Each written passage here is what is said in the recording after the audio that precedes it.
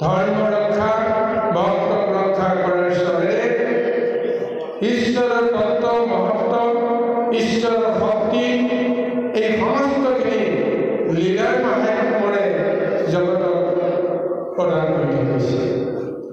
আৰু সেই অনুসৰি দ্বাপৰ যুগৰ শেষৰ ফালে আই বসুমতীয়ে অধৰ্ম আৰু পাপৰ বোজা সহ্য কৰিব নোৱাৰি পৰম পিতা ব্ৰহ্মাৰ ওচৰত শৰণাগত হৈছিল। আৰু ব্ৰহ্মাই পৃথিৱীৰ ভাৰ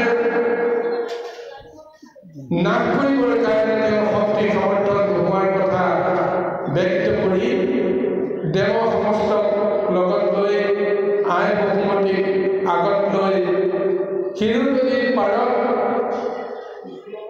মহাপ্ৰভু ভগৱন্তক মহাস্তুতি কৰিছিল। আৰু সেই স্তুতি অনুসৰি প্ৰভু ভগৱন্তে এক আকাশবাণীৰ জৰিয়তে তেওঁলোকৰ মনোবাঞ্ছা পূৰণৰ কাৰণত এক আশীৰ্বাদ প্ৰদান কৰিলে। অনতি পলমে মই ধৰাধামত অৱতাৰ ধাৰণ কৰি যেনেকেই নহওক দুষ্ট দমন অসন্ত দমন সন্ত পালন আৰু ধৰ্মৰক্ষা হস্তকৰণ কৰিম।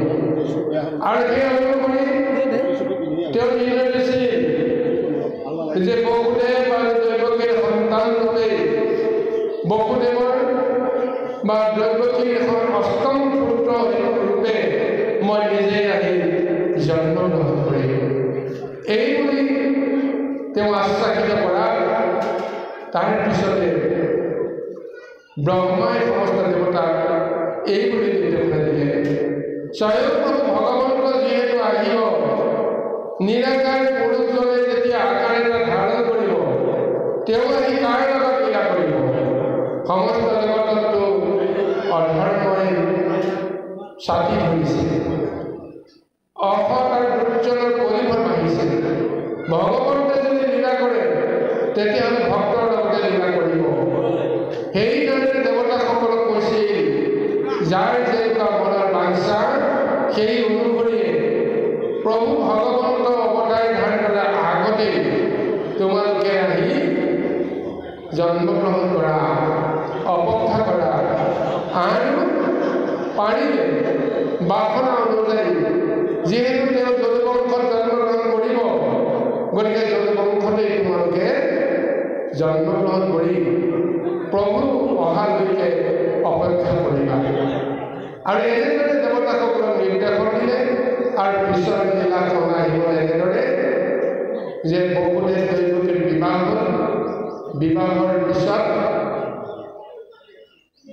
বিধিমতে যেনেকৈ কইনা বিদায় দিব লাগে নানা উপঢৌকনৰ জৰিয়তে আনন্দ মনেৰে কন্যাক বিদায় কৰি স্বয়ং কংস আগবাঢ়ি গৈছিল। কিন্তু আনপাততে প্ৰভুৱে লীলা কৰি তেওঁ আকাশবাণীৰ জৰিয়তে সজাগ কৰি দিলে, তুমি যাক ধনী বুলি ভাবিছা, যাক মৰমৰ এক সম্পৰ্ক তুমি বান্ধিবলৈ পৰ্যন্ত কৰিছা, আৰু তুমি এই বিয়াখনৰ জৰিয়তে সমস্ত জগতক যশ আৰু কীৰ্তি যুগমীয়া কৰিবলৈ বিচাৰিছিলা। এওঁৰ গৰ্ভতে অষ্টম জাত সন্তানে তোমাক বধ কৰিব। এইবুলি যেতিয়া আকাশবাণী দিলে হতভম্ব হৈ দৈৱকীকে মাৰিবৰ কাৰণে পৰ্যন্ত কৰিছিল যদিও বসুদেৱৰ দৰে সত্যবাদী এজন পুৰুষৰ কাটৰ অনুৰোধ আৰু বাক্যত কংস থমকি ৰ'ল। আৰু বসুদেৱে বাক্য দিছিল যে নাৰী হত্যা কৰি মহাপাপ তুমি অৰ্জন কৰিব নালাগে। যদি দৈৱকীৰ পুত্ৰ সন্তানী তোমাৰ কাল হয় মই তোমাক বাক্য দিলোঁ, দৈৱকীৰ পুত্ৰ সন্তান জন্ম হোৱাৰ লগে লগে মই তোমাক সমৰ্পিত কৰিম আৰু তুমি যি কৰা কৰিবা।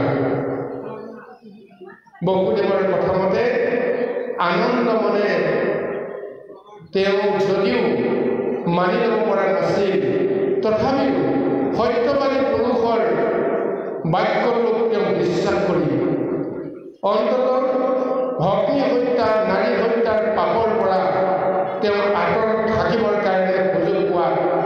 যেনেকৈ নহওক তেওঁ মন মাৰি হৈ গুচি আহিলে। আৰু সময়ত যেতিয়া দৈৱকীৰ গৰ্ভত প্ৰথম সন্তান যেতিয়া জন্ম হ'ল আৰু সেই সন্তানক বসুদেৱে বাক্য দিয়া অনুসৰি কংসৰ হাতত সমৰ্পণ কৰিবৰ কাৰণে তেওঁ আগবাঢ়ি আহিব লগা হ'ল। কিন্তু কংসই বিশ্বাস কৰিব পৰা নাছিল। যদিও বসুদেৱে বাক্য দিছিল যে দৈৱকীৰ পুত্ৰ সন্তান জন্ম হোৱাৰ লগে লগে মই তোমাক সমৰ্পণ কৰিম, তেওঁ ভবা নাছিল যে যমৰ হাতত কালৰ হাতত নিজৰ সন্তানক এনেদৰে তুলি দিবলৈ বসুদেৱ যে সন্মত হ'ব বা বসুদেৱে যে এই কৰ্মটো কৰিব ভাবিছিল। বসুদেৱেতো নকৰে, কৰিব নোৱাৰে। পুত্ৰ মোহত তেওঁ আচৰণ থাকি নিশ্চয় কিবা এটা তেওঁ বেলেগ বুদ্ধি কৰি তেওঁ পুত্ৰক ৰক্ষা কৰিবৰ কাৰণে বিচাৰিব। তেতিয়া মই তেওঁৰ কৰ্মটো বাক্য দুখত মই যি ব্যৱস্থা ল'ব লাগে সেই ব্যৱস্থা নিশ্চয় ল'ম। কিন্তু সঁচাকৈ যদি বসুদেৱে তেওঁ পুত্ৰ সন্তানটো আহি যেতিয়া জন্ম দিলে, পুত্ৰ সন্তানক তেওঁ কোলাত ল'লে কংসই, তাৰপিছত তেওঁৰ অন্তৰাত্মাই বহু কথা কৈ দিলে যে এইটো সন্তান আচলতে দৈৱবাণী কোৱাৰ দৰে মোৰ শত্ৰু নহয়, দৈৱকীৰ অষ্টম সন্তানেই শত্ৰু, তেতিয়াহ'লে প্ৰথমৰ পৰা 7 নম্বৰলৈকে মোৰ শত্ৰু হ'ব নোৱাৰে। 1 নম্বৰ কথা। 2 নম্বৰ কথা যে বসুদেৱে যে সঁচাকৈ সত্যবাদী ধৰ্মনিষ্ঠ এজন পুৰুষ মই প্ৰমাণ পাই গ'লোঁ। নিজৰ বাক্য ৰক্ষা কৰিবৰ কাৰণে তেওঁ নিজৰ পুত্ৰকো যমৰ হাতত তুলি দিবৰ কাৰণে কুণ্ঠবোধ কৰা নাই। গতিকে ভিতৰি ভিতৰি তেওঁ বসুদেৱক প্ৰশংসা কৰিছে আৰু তাৰপিছত তেওঁ নিজ মুখেও বসুদেৱৰ গুণ বহনাই তেওঁ এই বুলি ক'লে যে মই আজি মানি ল'লোঁ যে তুমি কিমান সত্যনিষ্ঠ, গতিকে তুমি এই সন্তানটিক লৈ যোৱা। এই সন্তানটি যিহেতু মোৰ কাল নহয় আৰু এই সন্তানৰ লগতে 7 নম্বৰ সন্তানলৈকে যিহেতু মোৰ কাল নহয়, গতিকে এই 7টা সন্তান পুহি পালি ডাঙৰ দীঘল কৰিবা। আৰু অষ্টম সন্তানটো যদি জন্ম হয় তেতিয়া তুমি সেই অষ্টম সন্তান মোক দিলেও হৈ যাব। এই বুলি কোৱাত বসুদেৱেও যদিও আনন্দ পাইছিল, তথাপিও কংসৰ স্বভাৱৰ কথা জানি তেওঁ মনত সংশয় হৈ আছে। কোন মুহূৰ্ততে কি হ'ব তেওঁ হয়তো ভাবিব পৰা নাই। এইমাত্ৰ কংসই তেওঁৰ পুত্ৰক আকৌ ঘূৰাই দিছে, পিছ মুহূৰ্ততে বাৰু কি হয় বাৰু যি কি নহওক এই দৃশ্যটো মৰ্তত হৈ আছে। এই দৃশ্যটো হোৱাৰ লগে লগে দেৱলোকত হাহাকাৰ লাগিব, কাৰণ দেৱলোকৰ যি আশা আকাংক্ষা যাৰ কাৰণে তেওঁলোকে ইমান দিন ৰৈ আছিল, সেই অনুসৰি বসুদেৱৰ গৰ্ভত বা দৈৱকীৰ গৰ্ভত জন্মগ্ৰহণ কৰা 6টা সন্তানক কংসই মাৰিব লাগিব। নামাৰিলে তেওঁলোকে হয়তো মুক্তি নাপাব।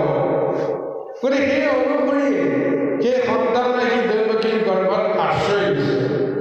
কিন্তু যেতিয়া কংসই সেই সন্তানক নামাৰি বুলি পুনৰ যেতিয়া বসুদেৱক জমা দিলে, দেৱলোকত তেতিয়া হাহাকাৰ লাগিব। কি হ'ব এতিয়া? কংসই এই সন্তানক নামাৰিলে সৃষ্টিত উলট পালট হৈ যাব। এইকাৰণে দেৱৰ্ষি নাৰদক স্বৰ্গৰ পৰা পঠিয়াই দিছে আৰু দেৱৰ্ষি নাৰদে আহি কংসক এই বুলি কৈছে যে তোমাৰ সমান দুৰ্মতি নাই, তোমাৰ সমান দুৰ্মুখ নাই। তুমি নিজৰ কথাকে তুমি বুজিব নোৱাৰা, তুমি নিজকে কেনেকৈ ৰক্ষা কৰিবা? এতিয়া তুমি যাক নিজৰ ভাগিন বুলি পুনৰ ঘূৰাই দিছা, যিটো বংশত এইসকলৰ জন্ম হৈছে, তুমি ভালকৈ জানি লোৱা এইসকল আচলতে তোমাৰ কাল। তোমাক বধ কৰিবৰ কাৰণে যদুবংশত দেৱতাসকলে কি জন্মগ্ৰহণ কৰিছে, বিষ্ণুৰ চৰণত এতিয়া তোমাক মতি ভ্ৰম কৰিবলৈ উপক্ৰম কৰিছে। গতিকে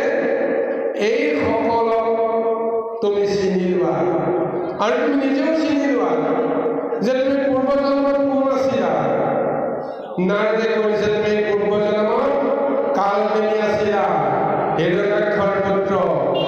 নাৰায়ণে তোমাক চক্ৰে কাটি মাৰি পেলাইছিল আৰু সেই কালবেনী আহি তুমি আজি কংস নামেৰে জন্ম হৈছা। আৰু যিজন আজি দৈৱকীৰ গৰ্ভত আহি জন্ম ল'ব বুলি কৈছে, গতিকে সেইজন স্বয়ং নাৰায়ণ। কিন্তু কোন সময়ত কেনেদৰে আহে তুমি তাক বুজিব নোৱাৰিবা। এই যে সমস্ত লোকসকল তোমাক মাৰিবৰ কাৰণে তেওঁলোকে অৱতাৰ লৈ আছে, এই বুলি নাৰদে তেওঁক সতৰ্ক কৰি দিলে। তাৰপিছত ক'লে মই তোমাক সমস্ত কথা ক'লো, এতিয়া তুমি তোমাক নিজকে ৰক্ষা কৰিবৰ কাৰণে কি কৰা কৰা। এই বুলি নাৰদ গুচি গ'ল। নাৰদ গুচি যোৱাৰ লগে লগে কংসই ভয়ত ত্ৰস্ত হৈ গৈছিল। তেওঁ ভাবিব পৰা নাছিল যে এনেকৈ যে যদুবংশই তেওঁৰ লগত এটা ছলনা কৰিব। বসুদেৱ দৈৱকীৰ ৰূপত তেওঁৰ সন্মুখলৈ আহি তেওঁ যে এনেদৰে বিচলিত কৰিব। নাৰদে কোৱা কথা অপ্ৰিয় সত্য হ'লেও তেওঁ মানিবৰ কাৰণে বাধ্য, কাৰণ সফুৰাসুৰ জগতে জানে যে নাৰদে কোনো কথা মিছাকৈ নকয়। নাৰদে কোৱা কথাৰ কিবা নহয় কিবা এটা ৰহস্য থাকে, গতিকে তাক ওলাই কৰিব নোৱাৰে।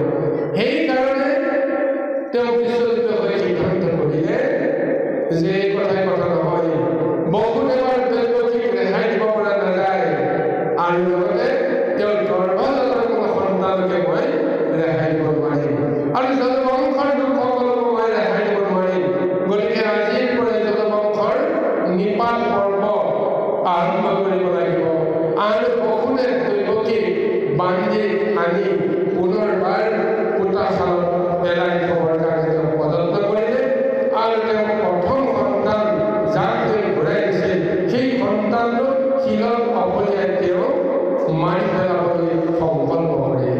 এনেদৰে চিন্তা কৰি বসুদেৱ দৈৱকীক ততালিকে লৈ আহিছে আৰু সন্তানটিক শিলত অকলিয়াই মাক দেউতাকৰ সন্মুখতে তাক মাৰি পেলাইছে। আৰু বন্দীশালত বসুদেৱ দৈৱকীক থৈছে। কোনো কাৰণতে বসুদেৱ দৈৱকীয়ে তেওঁৰ চকুৰ পৰা যেন আঁতৰি নাযায়। এই কল্পে আজি মহাভাগৱতৰ কাহিনী আগবাঢ়িছে। আহক সমস্ত ইয়াৰ পিছত আমি পদৰ মাজেৰে আগলৈ প্ৰদত্ত কৃষ্ণ।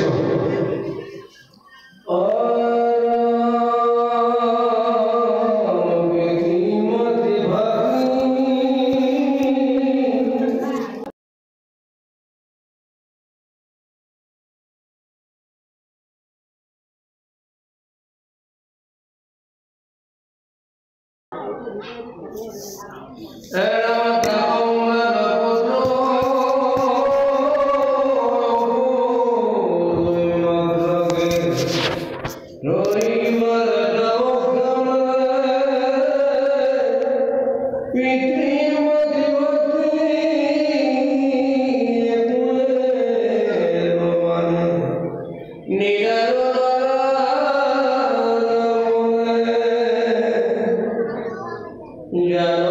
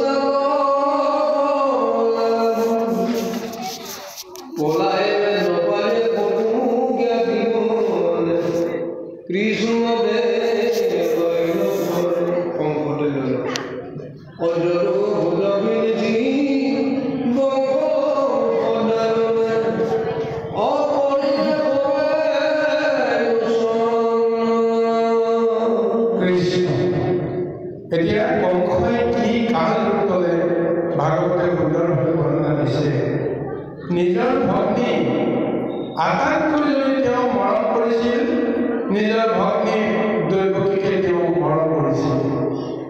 আজি প্ৰাণৰ সংখ্যাত মৰমৰ প্ৰতিদান হিচাপে তেওঁৰ ভগ্নীক পোতাশালত পেলাই দিয়াৰ উপৰিও তেওঁৰ গৰ্ভত জন্ম হোৱা সূত্ৰে সমস্ত সন্তানক ধৰি ধৰি তেওঁ মাৰি পেলাইছে।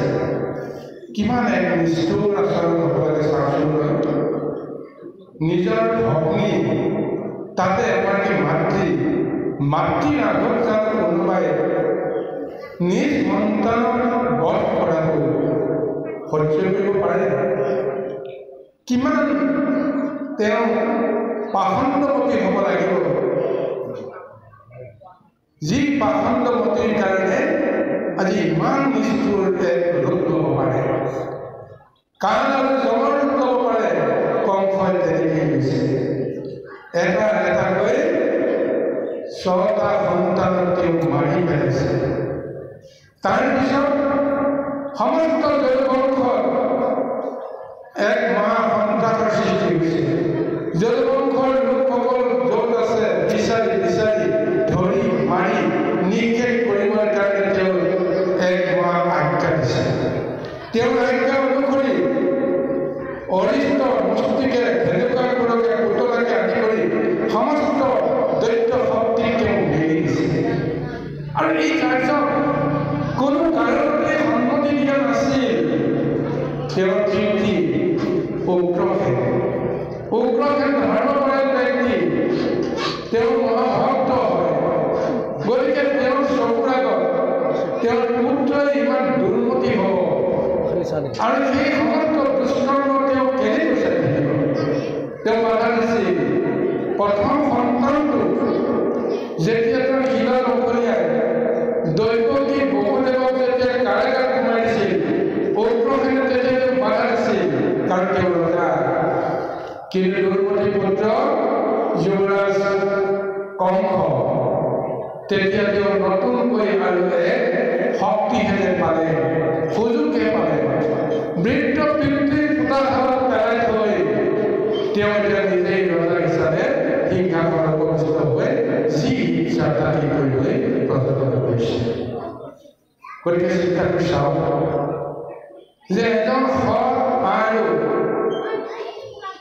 ভক্তৰ অন্তৰত যিমান এক শুদ্ধ ভাৱত থাকে, তেওঁৰে পুত্ৰৰ ইমান দুৰ্মতি কেনেকৈ এইটো সম্ভৱ হ'ব পাৰে?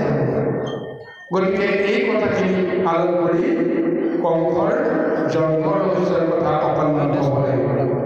কি কাৰণত সাধুৰ সন্তান হিচাপে এজন দুৰ্জনৰ আৱিৰ্ভাৱ হ'ব পাৰে, এই বিষয়টো অকণমান আলোচনা কৰি কংসৰ প্ৰকৃত জন্ম পৰিচয় জানিব লাগে। উগ্ৰসেন আছিল ৰজা। তেওঁৰ ভাৰ্যাগৰাকীৰ নাম আছিল বৰ্মা। তেওঁ পৰম তপস্বী, তেওঁ সন্ন্যাসী যোগিনী, তেওঁ মহাজ্ঞানী। তেওঁ যেতিয়া স্বামীৰ আজ্ঞা লৈ বনত তপস্যা কৰিবৰ কাৰণে গৈছিল আৰু বহু বছৰ তপস্যা কৰাৰ পিছত তেওঁৰ জীৱনলৈ নামি আহিলে অমানিশা। দ্ৰমিল নামৰ দৈত্য এজনে বনত ঘূৰি ফুৰোঁতে সেই তপস্বী পদ্মাক দেখা পাই মোহিত হৈ গ'ল। মোহিত হৈ গৈ তেওঁ চৰিত্ৰ হৰণ কৰিবৰ কাৰণে তেওঁ উদ্যম নকৰিলে আৰু অকলশৰীয়া এগৰাকী নাৰী, তাতে তপস্বী, তেওঁ আচম্বিতে তেওঁ ধৰিব নোৱাৰাকৈ তেওঁ জীৱনত তেনেকুৱা এটা দুষ্কৰ্ম যেতিয়া আহি গ'ল, তাৰপিছত তেওঁ হাহাকাৰ কৰিছে নিজকে। আৰু সেই দৈত্যই, সেই দানৱে নিজৰ কাৰ্য চৰিতাতে কৰি তেওঁ গুচি গ'ল। এতিয়া তপস্বিনী পদ্মাই চিন্তা কৰিলে, মই তেওঁক অভিশাপ দিব পাৰোঁ, অভিশাপ দি তেওঁক মই নষ্ট কৰিব পাৰোঁ। তাৰ ফলত কি হ'ব যে মোৰ পুণ্যখিনিও ক্ষয় হ'ব, এক নম্বৰ কথা। দুই নম্বৰ কথা, মোৰ কি লাভ হ'ব? মোৰ দেহটো কলংকিত হৈ গ'ল, আৰু সেই কলংকিত দেহত সেই দানৱৰ এটা সন্তান স্থিত হৈ আছে। এতিয়া তেওঁ কি কৰিব? উপায়নৰ হৈ তেওঁ সিদ্ধান্ত কৰিলে যে মই সঁচা কথা ক'ব লাগিব। তেওঁ আহি স্বামীক উগ্ৰসেনাক সমস্ত কথা বৰ্ণনা কৰিব লাগিব। তাৰপিছত উগ্ৰসেনাৰ ওচৰতে কাকতি কৰিলে যে স্বামী, এতিয়া এনেকুৱা এটা অৱস্থাত মই কি কৰিম সেইটো আপোনাৰ ওপৰতে নিৰ্ভৰ কৰিব। আপুনি যি শাস্তি দিয়ে, আপুনি যি সিদ্ধান্ত লয়, মই মানিবৰ কাৰণে প্ৰস্তুত আছোঁ। মই এতিয়া এটা জানৰ সন্তানৰ মাতৃ হৈ গৈ আছোঁ, মোৰ কি হ'ব? তাৰপিছত উগ্ৰসেনে তেওঁৰ অৱস্থা চাই আনন্দ মনেৰে তেওঁ এই সিদ্ধান্ত দিলে যে তোমাৰ গাতো অকণমান দুখ নাই, তেতিয়াহ'লে তুমি কিয় চিন্তা কৰিছা? দৈৱই কি কাৰণত কেনেদৰে কাক কেনেকুৱা অৱস্থালৈকে লৈ যায় আমি কেনেকৈ বুজিম? গতিকে তুমি যিহেতু মোৰ ধৰ্ম পত্নীৰ গৰ্ভত জন্ম হ'ব লগা সমস্ত সন্তানৰ পিতৃটো মই হ'ব লাগিব ধৰ্মমতে। গতিকে তুমি চিন্তা কৰিব নালাগে, আমি কালৰ বিধিৰ সমস্ত ব্যৱস্থাবিলাক নিজৰ মতে পৰিচালনা কৰিব নোৱাৰোঁ। গতিকে ঈশ্বৰৰ নামত আমি সমৰ্পিত কৰি সমস্ত কৰ্ম ধৰ্ম পালন কৰি, গতিকে তুমি যি সন্তান তোমাৰ গৰ্ভত আছে সেই সন্তানক আমাৰ উত্তৰাধিকাৰী কৰিবলৈ আমি পছন্দ কৰিম। আৰু আমাৰ সংসাৰটো এতিয়ালৈকে কোনো সন্তান নাই। গতিকে ঈশ্বৰে দান বুলি আমি ধৰি লওঁ। এই বুলি তেওঁ যেতিয়া পদ্মাক আশ্বাসিত কৰিলে, আনন্দ মনেৰে পদ্মায়ো পুনৰ জীৱন যেন লাভ কৰিলে। আৰু সেই অনুসৰিয়ে দানৱৰ সন্তান আহি কংসৰ নাম লৈ উগ্ৰসেনৰ পুত্ৰৰূপে তেওঁ পৰিচয় লৈছে। এয়াই হৈছে কংসৰ জীৱন ভৱিষ্যত, যাৰ কাৰণত আজি তেওঁ দানৱীয় মহাশক্তিয়ে এক মহাৰূপ ল'বৰ কাৰণে প্ৰযত্ন কৰিছে। আহক ইয়াৰ পিছত এটা জনবংশত কি হাহাকাৰ ৰূপ হয়। কংসৰ ভয়ত সমস্ত জনবংশৰ লোকসকল পলাই সাৰিবৰ কাৰণে প্ৰযত্ন কৰিলে। ওচৰ চুবুৰীয়া ৰাজ্যবিলাকত, কংসৰ বিৰোধী ৰাজ্যত তেওঁলোকে কিছু কিছু প্ৰৱেশ কৰিলে আৰু আনৰ আশ্ৰয়ত তেনেকৈ জীৱন যাপন কৰিবলৈ যাওঁতে তাৰে মাজতে কিছুমানে যিসকলে কোনো পলাই সাৰিবলৈ নোৱাৰিলে, সেইসকলে কংসৰে অনুগত হৈ, কংসৰে দাগ হৈ তেওঁলোকে জীৱনটো যেনে তেনে ৰক্ষা কৰিবলৈ প্ৰযত্ন কৰিছে। তাৰ ভিতৰতে এজন হৈছে অসুৰ। সেই অসুৰৰ কংসৰে এক অনুগত ৰূপত থাকি জীৱনটো তেওঁ